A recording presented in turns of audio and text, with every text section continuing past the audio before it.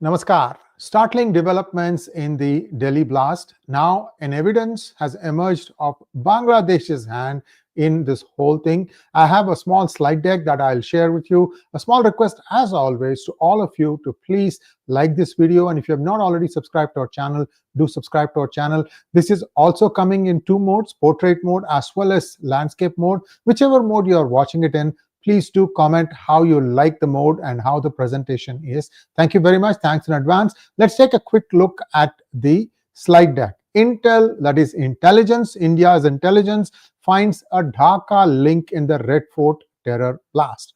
How is this happening? Who is involved? What happened? All that and more in this. Let's go to the next slide, please.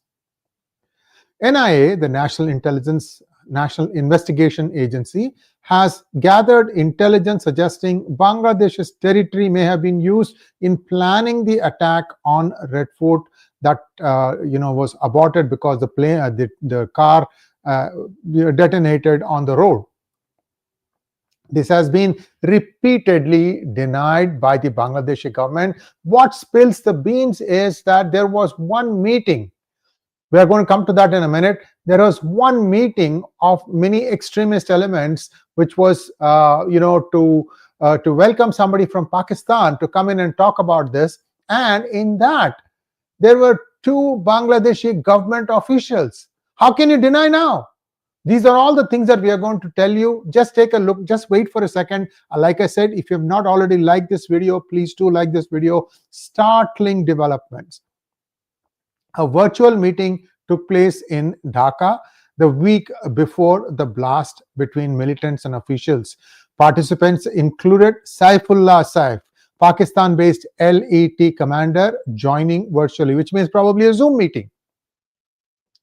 There were also people like Hizbul Tahrir leader Zubair Ahmad Chaudhry. This is from Bangladesh. Next one, please.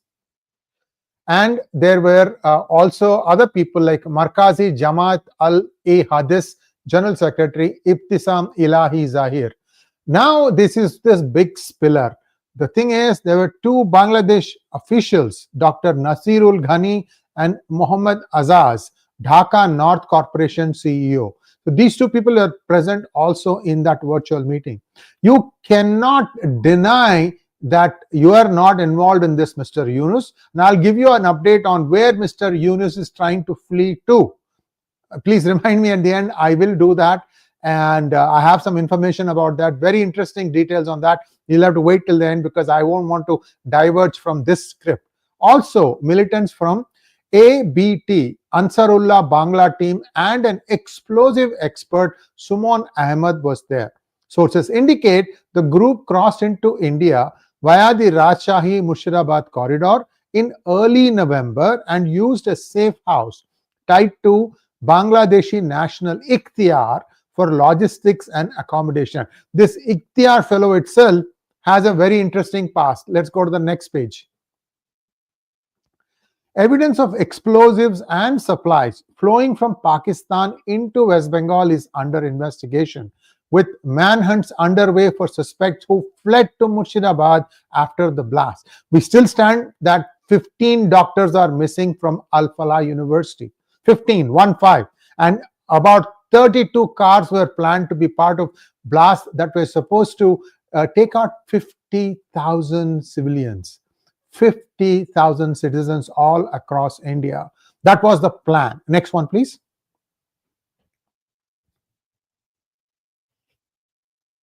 So that ends there, but I think there is more information. Ikhtiar, this man killed a Bangladesh intelligence officer, and that fellow is hiding in West Bengal and looks like he's hiding in plain sight. But these are all things where it tells you that the administration inside Bangladesh is collapsing.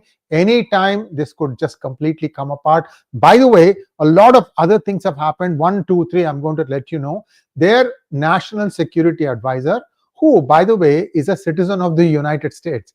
Guess which other country recently had their NSA also who happened to be a citizen of the United States?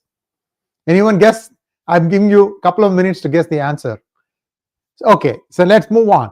So the NSA is coming to meet with Ajit Doval. I think it's either today or tomorrow, in the next couple of days. And there is something that is definitely brewing. And any answers? Prabchan is spot on. Pakistan. Imran Khan's NSA was an, a citizen of the United States. My goodness, the more they like to show themselves as different, the more they are the same.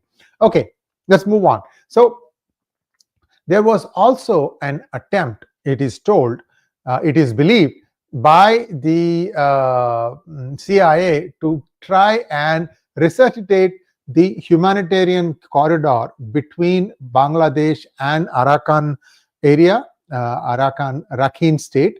And this looks like the Bangladesh army chief is not for it, but others seem to be for it. So there is some kind of what I would call, unease developing inside the army ranks also. So this is where things have to really, really start tightening up. India needs to assert itself. All this, just based on one interview that Sheikh Hasina gave. I'm also hearing that many Awami League senior members are forced to come and hide in India because there have been a lot of threats. So you are looking at something very similar to 1971, folks. But what of Mr. Muhammad Yunus himself? Remember, I told you there might be desertion by Muhammad Yunus 2 days ago. Well, it's not just him. Even the president, a title ahead, appears like he also wants to leave. And Muhammad Yunus, it is believed, has sounded out 3 countries for asylum, the 3 countries being Belgium, France, and Germany. And it is also reliably believed that Belgium said, you can come stay here. Why do you want Belgium? Don't you have enough Muslims in your rank and file? Isn't your policeman having an average age of 43 inches and an average waist size of, isn't the average Belgian policeman having age of 43 years and an average waist size of 43 inches? You think you can run out these guys? Why do you want to just put mud on your own head? I don't understand. Muhammad Yunus should be allowed to just stay where he is and face trial. This guy is a joke. And it is a cruel joke on the Bangladesh people, because what I'm also hearing is that Bangladeshi exports, especially garment industry, is beginning to, hit rock bottom. Even with higher tariffs on Indian garments, looks like they are preferring to buy from Indian garment suppliers, mainly because of the stability that India offers. And I think this is also affecting some Sri Lanka garment manufacturers too. I don't know what the reason there is. Maybe it is just the fact that their exchange rate may be not very good. And therefore, India is continuing to send export to United States. I believe the duty tariffs on exports is around 20-25%, not 50%. Again, this is just my belief, and that continuing the exports from India of garments are continuing to grow.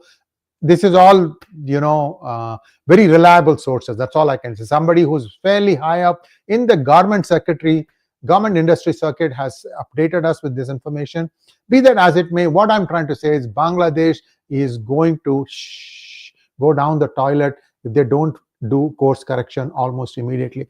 The prosperity of Bangladesh for the last 10 years is mainly because of what Modi ji did with Sheikh Hasina government. He realized that instead of trying to stop Bangladeshi illegals at the border, try to make the lives of Bangladeshis better.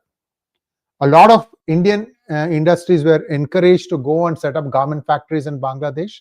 By the way, the Bangladesh labor is still about 25 to 30% cheaper than what it is in India. So India needs to automate wherever they can. They need to streamline their processes so that they can compete effectively. I'm just telling you. So because of that thrust, a lot of people who used to come to India to work, they could stay back in Bangladesh and work. And the average economy, their GDP, went up significantly in the last 10 years. In fact, it was growing faster than Pakistan for some years. So this is stupid in my opinion, but be that as it may, let's wait and see how quickly this thing is going to get sorted out. I have no doubt in my mind that Sheikh Hasina should be allowed to come back. Maybe you can have one more elections, but it should be done neutrally. I don't know how that will be possible. Certainly India would not want to go in and hold elections, but something needs to happen. Some stability needs to happen. We'll see how that goes on. So that's all I have for you as far as an update is concerned. So clearly, there is a Bangladeshi government hand in Delhi blast, and that means bad news. That means bad news. I'm also hearing some other developments. I will hold back until I have double, triple proof on that. And this involves the Rajshahi area. I'll let you know about that after I've got more proof. So that's all I have. If you have any questions, we can take them now. Looks like there are no questions. Thank you once again. It is a little bit late at night in India and elsewhere. And thanks once again for tuning in such large numbers to get the update. We will keep you posted on more developments. This is certainly turning out to be a huge conspiracy. They wanted to kill 50,000 Indians. Don't they realize that at least 500 to 1,000 would be Muslims in that? These people are lunatics, is all I can tell you. Thanks for watching. Namaskar.